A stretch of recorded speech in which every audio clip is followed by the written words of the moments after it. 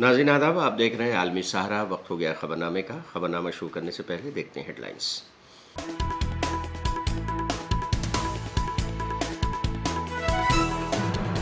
झारखंड के दौरे पर है वज़ीर-ए-आज़म मोदी। पटना वंदे भारत ट्रेन को हरी झंडी दिखाकर किया रवाना। कई मंसूबों का रखा संग बुनियाद।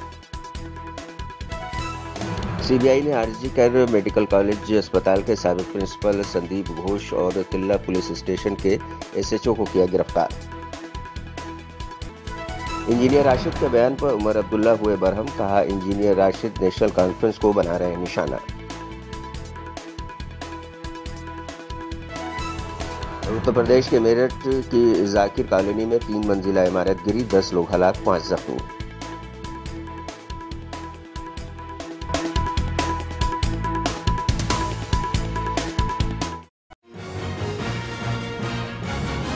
वज़ीर-ए-आज़म नरेंद्र मोदी आज झारखंड के दौरे पर हैं। दौरान उन्होंने टाटानगर जंक्शन रेलवे स्टेशन पर टाटानगर पटना वंदे भारत ट्रेन को वर्चुअली हरी झंडी दिखाकर रवाना किया।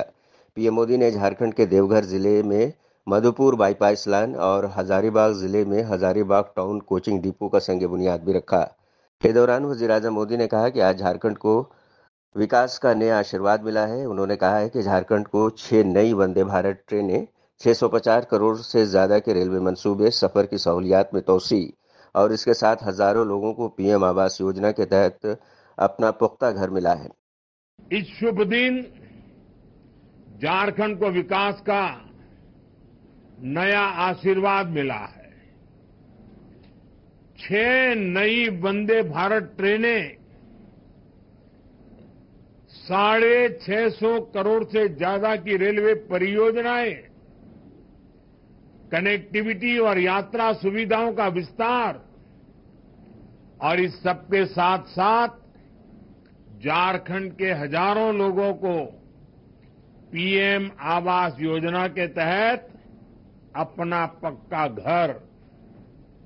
मैं झारखंड की जनता जनार्दन को इन सभी विकास कार्यों के लिए बधाई देता हूं। साथियों, एक समय था जब आधुनिक सुविधाएं, आधुनिक विकास देश के केवल कुछ शहरों तक सीमित रहता था।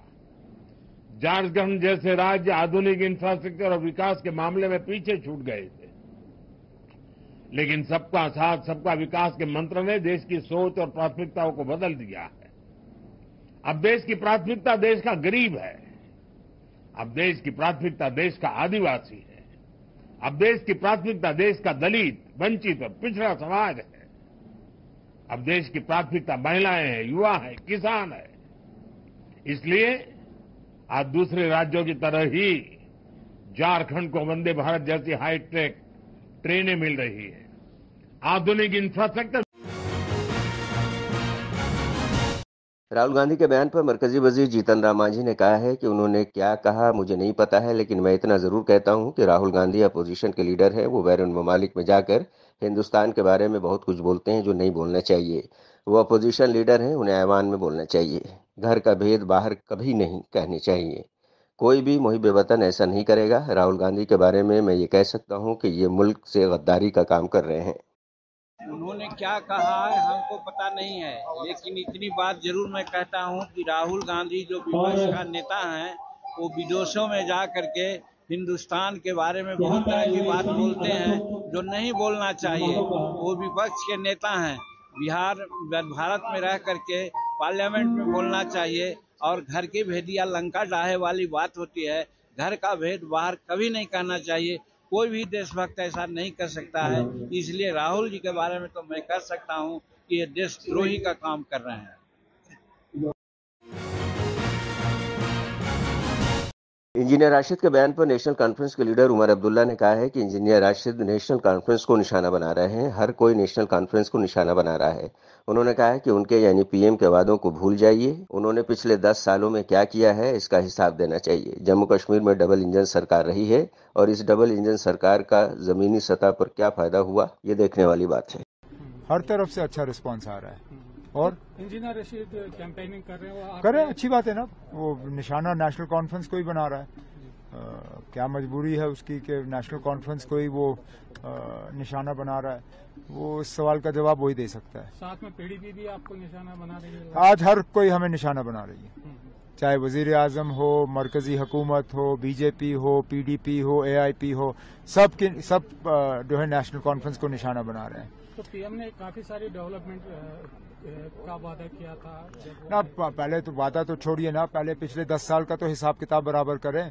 10 साल में क्या मिला जम्मू कश्मीर को? यहाँ डबल इंजन सरकार रही है, मुफ्ती साहब के साथ, महबूबा मुफ्ती साहिबा के साथ, उसके बाद राजभवन के जरिए 10 साल तो जम्मू कश्मीर को डबल इंजन सरकार मिली।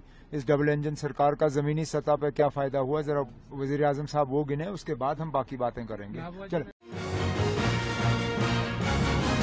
कोलकाता के आरजीकर मेडिकल कॉलेज और अस्पताल में जूनियर डॉक्टर की असमत दरी और कत्ल के मामले में सीबीआई ने बड़ा कदम उठाया है। मरकजी तफ्तीशी एजेंसी ने 14 सितंबर को आरजीकर मेडिकल कॉलेज के साबिक प्रिंसिपल संदीप घोष को गिरफ्तार कर लिया है। वो 23 सितंबर तक अदालती हिरासत में है। इससे कबल सीबीआई ने साबिक प्रिंसिपल को माली बेजाब्तगियों के मामले में गिरफ्तार किया था। अब असमत दरी और कत्ल केस में एक नई गिरफ्तारी हुई है। सीबीआई ने एफआईआर दर्ज करने में मुबैना ताखीर और आरजीकर असमत दरी केस की तहकीकात में सबूत गायब करने के इल्जाम में संदीप घोष और तल्ला पुलिस स्टेशन के एसएचओ अभिजीत मंडल को गिरफ्तार किया है। जो गिरफ्तारियां हुई है बहुत ही इम्पोर्टेंट गिरफ्तारियां हुई है। स्पेशली जो एसएचओ यानी थाना प्रभारी टाला पीएस जिसको अरेस्ट किया गया, और उसके साथ साथ संदीप घोष जो पहले से ही सीबीआई द्वारा अरेस्टेड है करप्शन के केस में, अब उनको ये जो मर्डर एंड रेप हुआ है इसके एविडेंस के साथ छेड़छाड़ी करने के आरोप में इनको गिरफ्तार किया गया। और हमारे पीपल ऑफ वेस्ट बंगाल जो जनता है वो बहुत पहले से मांग कर रही थी कि इस दोनों को गिरफ्तार किया जाए, क्योंकि ये एसएचओ का लेटर सामने आ गया था। जो एसएचओ लेटर लिख रहा है कि आप, जब एक डॉक्टर ने नोट दिया कि आप शाम के बाद पोस्टमार्टम नहीं कर सकते, तब एसएचओ लिख रहा है कि स्पेशल केस में एक कर दीजिए। लेकिन मेरा सवाल ये है कि कोई एसएचओ, एक थाना प्रभारी, छोटा सा थाना प्रभारी, क्या डिसीजन ले सकता है? हाँ, देखिए, हम लोग तो पहले से ही मांग किए थे। संदीप घोष साहब जो था हम लोग का आरजीकर मेडिकल कॉलेज का एक्स प्रिंसिपल, और टाला थाना का जो ओसी था, ये दोनों लोग मतलब ये लोग सारे जो एविडेंस टेम्परिंग का जो चीज हुआ था वो सारे में इन लोगों का हाथ है। हम लोग पहले से ही मांग किए थे इन लोगों का अरेस्ट होना चाहिए। आज सीबीआई अरेस्ट किए है इन लोगों का। हम लोग इसमें इस बार में खुश है। हम लोग चाहते हैं सीबीआई जल्दी से जल्दी और जो सारे लोग एविडेंस टेम्परिंग में एविडेंस किए थे वो सारे को अरेस्ट करे और उन सारे को पनिशमेंट दे। दूसरी जानिब जूनियर डॉक्टरों का वक्त वजीर आला ममता बनर्जी से मुलाकात किए बिना उनकी रिहाइशगाह से वापस लौट आया। वाज़ेह है कि जूनियर डॉक्टरों ने मीटिंग के लाइव स्ट्रीमिंग का मुतालबा किया था, जिस पर सीएम ने कहा कि लाइव स्ट्रीमिंग की इजाज़त नहीं दी जा सकती क्योंकि मामला कोर्ट में है। सीएम ममता बनर्जी से मिलने गए वक्त में शामिल डॉक्टर आकिब ने कहा कि वजीर आला की अपील से कुछ ही मिनट बाद हम मीटिंग के लिए तैयार हो गए थे। हम चर्चा कर रहे थे और जब हम मीटिंग के लिए जाने वाले थे तो हमें बताया गया कि वक्त खत्म हो गया है और सीएम हमसे नहीं मिल सकती। लाइव स्ट्रीमिंग को लेकर मीटिंग नहीं रुकी है। हम लोग वीडियोग्राफी में भी रेडी थे, बस हमें वीडियोग्राफी का फाइल चाहिए था, उसके लिए भी हम तैयार थे। इवन जब मैडम ने हमसे रिक्वेस्ट किया तो हम मिनट्स के लिए भी रेडी हो गए। उस बीच में हम थोड़ा डिस्कशन कर रहे थे कि चलते हैं। इस बीच में हम डिस्कशन करके जाने वाले थे, तब हमें बोला गया कि वक्त खत्म हो गया, 9 बज गए हैं, वक्त कंप्लीट हो गया, अभी आपसे मैडम नहीं मिल सकती, ये हमें बोला गया। नेक्स्ट हम इंतजार करेंगे दोबारा कम्युनिकेट करने का, और हमें बहुत उम्मीद है कि आगे चलकर कुछ ना कुछ रास्ता निकलेगा। प्रोटेस्ट जारी रहेगा। मांगों में बात, इस मांगों को लेकर भी तो मतलब बात पे ही हम लोग बैठे नहीं हैं। आप लोगों ने सोचा है कि कुछ नेगोशिएशन होगी कि नहीं? नहीं, ये तो अब बात करने के बाद ही समझ में आया। आपका नाम? मेरा नाम डॉक्टर अकीब।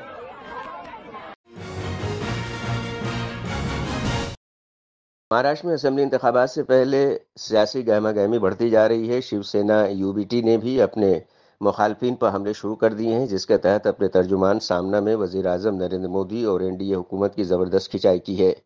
सामना के जरिए वजीर आजम मोदी को तनकीद का निशाना बनाते हुए कहा गया है कि वजीर आजम के पास पुतिन और जेलेंस्की से मिलने का वक्त है, लेकिन 1.5 साल से नस्ल परस्ताना तशद्दुद की आग में जल रहे मणिपुर के आम लोगों से मिलने का उनके पास वक्त नहीं है।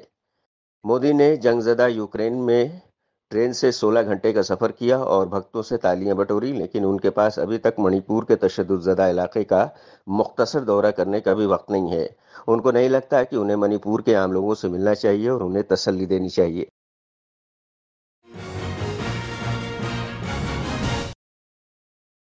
जम्मू कश्मीर में पुंछ के मेंढर सेक्टर के पठानतीर इलाके में कल रात फायरिंग की आवाजें आने के बाद से तसादुम जारी है। फौज की रोमियो फोर्स, पुंछ पुलिस के स्पेशल ऑपरेशन ग्रुप एसओजी और सीआरपीएफ ने फौरी तौर पर मुश्तरका सर्च ऑपरेशन शुरू किया है।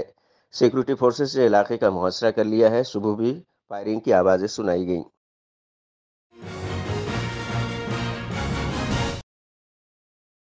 उत्तर प्रदेश के शहर मेरठ की जाकिर कॉलोनी में एक 3 मंजिला इमारत गिरने से 10 लोग हलाक हो गए हैं, जबकि 5 जख्मी हुए हैं। इमारत के मलबे से एक ही कुनबे के 15 लोग दब गए थे, जिनमें 10 लोग की जान बाजी हार गए। इंतजामिया का कहना है कि पूरे इलाके को सील कर दिया गया है। लाशों को पोस्टमार्टम के लिए भेज दिया गया है, जबकि जख्मियों का इलाज जारी है। कॉलोनी में कल 4:30 बजे घटना हुई थी शाम को। इसमें जो फैमिली और रिलेटिव्स के द्वारा बताया गया था कि उसमें 15 लोग हैं। तो 15 लोगों में से जो लिस्ट दी गई थी रिलेटिव्स और फ्रेंड्स के द्वारा, सभी 15 लोग अब रेस्क्यू हो गए। इनमें से 10 डेथ हुई हैं, 5 लोग अलाइव हैं। 10 जो डेथ्स हैं उसमें से 2 मेल्स हैं, 8 फीमेल्स हैं और 5 बच्चे हैं। तो अभी सभी का बाकी की जो नियमानुसार कार्रवाई है पोस्टमार्टम की और बाकी फॉर्मेलिटीज की वो की जा रही है। उस एरिया को पूरा सील किया जा रहा है और जितना भी डेब्रिस है उसको पूरा निकाला जा रहा है। अभी तक ऑपरेशंस चल रहा है। जब तक पूरा सर्टिफिकेट और सभी चीजें इंश्योर ना कर ली जाएगी कि कोई भी पॉसिबिलिटी नहीं है किसी भी व्यक्ति की या किसी भी ह्यूमन लाइफ की, तब तक ये रेस्क्यू ऑपरेशन चलेगा। जैसे ही कंप्लीट होगा हम आप लोगों को अवगत करवाएंगे।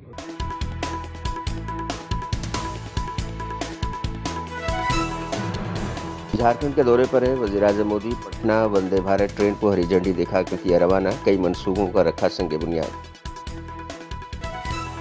सीबीआई ने आरजी कर मेडिकल कॉलेज अस्पताल के साबिक प्रिंसिपल संदीप घोष और तिल्ला पुलिस स्टेशन के एसएचओ को किया गिरफ्तार। इंजीनियर राशिद के बयान पर उमर अब्दुल्ला हुए बरहम। कहा, इंजीनियर राशिद नेशनल कॉन्फ्रेंस को बना रहे हैं निशाना। उत्तर प्रदेश के मेरठ की जाकिर कॉलोनी में 3 मंजिला इमारत गिरी, 10 लोग हलाक, 5 जख्मी।